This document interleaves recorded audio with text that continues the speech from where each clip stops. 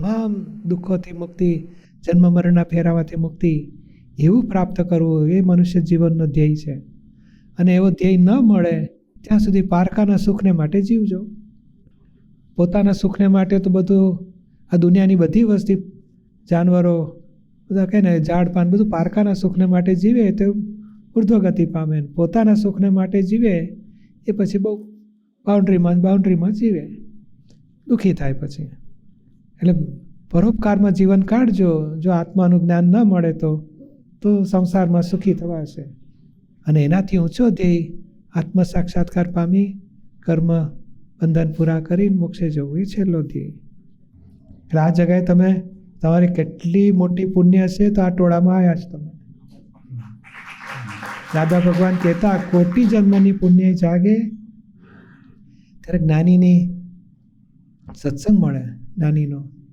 અને કોટી ગુણ્યા કોટી જન્મની પુણ્ય જાગે ત્યારે જ્ઞાન પ્રાપ્ત થાય.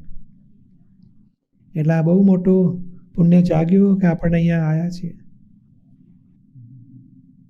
હવે નક્કી કરવાનું કે મારે આ જે બતાડે છે, જે પ્રાપ્ત કરાવે છે, પ્રાપ્ત કરી લેવું છે અને મારે એમાં રહેવું છે. અને આ કોઈ ધર્મ બદલવાનું નથી, અહીંયા કોઈ પૈસા આપવાનું નથી, એ તમારે ગુરુ બદલવાનું નથી. જે કરતા એ કરજો. અને વાઈફ ને છોકરા ને મા બાપને જવાબદારી ફરજો બજાવતા એ બજાવો, નોકરી ધંધા કરતા એ કરજો. અંદર ફક્ત પોતાનું સેલ્ફનું રિયલાઇઝ કરે કે કૌશિકભાઈ જુદા છે અને હું પોતે શુદ્ધ આત્મા છું. એ જ્ઞાન પ્રાપ્ત કરી લેવાનું. પછી કૌશિકભાઈને કોઈ અપમાન કરે, નુકસાન કરે તો તમને દુઃખ ના થાય. પછી હા, કૌશિકને થાય, હું તો આત્મા છું. એટલે આ સંસારના સુખ દુઃખમાંથી મુક્ત થવાય અને આત્માના આનંદમાં રહેવાય, એવો આ રસ્તો છે.